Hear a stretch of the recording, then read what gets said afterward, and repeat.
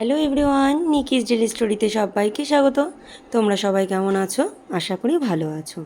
এখন ঘড়িতে প্রায় 8:30 বাজে। ব্লগটা আমি এখন থেকেই শুরু করছি। ঘুম থেকে উঠেই রোজকার মতন ফ্রেশ হয়েই আমি রান্নাঘরে চলে এসেছি সবার জন্য চা করতে। তো চাটা করে নিয়েই সবাই একসাথে বসে গল্প করছি আর চা করছি। কাকিমাও এসছে, কাকিমাকে ডাকলাম, কারণ আমরা সবাই একসাথে বসে চা খেতে ভীষণ ভালোবাসি। সকালবেলা স্নান হয়ে গেছে, মা বাইরে বেরিয়ে দেখলো 35 টাকার গাড়ি এসেছে, সেখান থেকে কয়েকটা দরকারি জিনিসপত্র নিয়ে নিল। মা এই সকালবেলায় কি একটা বানিয়েছে, ব্রেড দিয়ে, চিজ দিয়ে আর ডিম দিয়ে, বেশ খেতে ভালো লাগলো।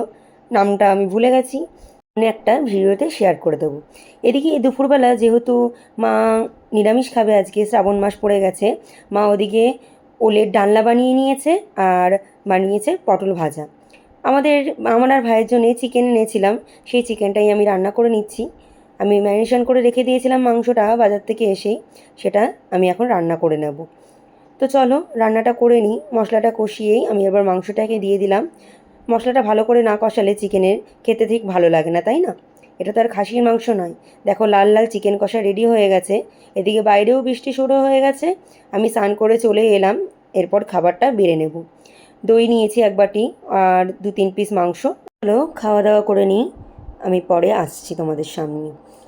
আর চিকেনটা খেতে ভীষণ ভালো হয়েছিল, আজকে একটু স্পাইসি করে বানিয়েছিলাম। এখন ঘড়িতে বাজে প্রায় 6:30। গান শেখানো ছিল, গান শিখিয়ে আমি চাটা করে নিচ্ছি। আজকে বানাবো গ্রিন টি।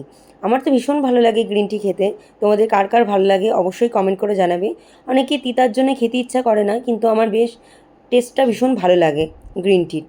তাই গ্রিন টি বানিয়ে নিলাম। কিছুই না, গরম জল করে গ্রিন টির যে পাতাগুলো সেগুলো দিয়ে জাস্ট একটু ডুবিয়ে নাও। এর থেকে সহজ চায়ের রেসিপি আর কি হতে পারে, তাই না? আমার ভালোও লাগে এরকমভাবে খেতে। তো চাটা আবারও, বিকালবেলা চাটা আমি মা কাকিমা একসাথে বসে খেয়ে নিলাম। এরপর গান শিখতে চলে এসেছিলো। গান শিখিয়েই আমি আর ব্লগটা কন্টিনিউ করতে পারিনি, একেবারে রাতে চলে এসেছি। ফ্রেশ হয়ে নিচ্ছি রোজকার মতন। আর ওদিকে মাকে বললাম আমাকে একটু খাবারটা বেড়ে দাও। কিছুই না, দুপুরবেলা ভাত খেয়েছি, মা ফ্রাইড রাইসও রান্না করেছিল। তো ফ্রাইড রাইস আমি আর দুপুরে খাইনি, মাকে বললাম আমাকে রাতে দিও। ভাই বাইরে বেরিয়েছিল, বাইরে থেকে গরম রসগোল্লা নিয়ে এসছে, সেটাও খেয়ে নেব। বেশ ভালো লাগে গরম গরম রসগোল্লা খেতে। তোমাদের কার কার ভালো লাগে অবশ্যই আমাকে কমেন্ট করবে। চলো তাহলে ভিডিওটা আজকে এখানেই শেষ করছি। ভালো লাগলে লাইক কমেন্ট শেয়ার করবে, চ্যানেলটির পাশে থাকার জন্য সাবস্ক্রাইব করবে। ততক্ষণ তোমরা সুস্থ থেকো, ভালো থেকো, টাটা।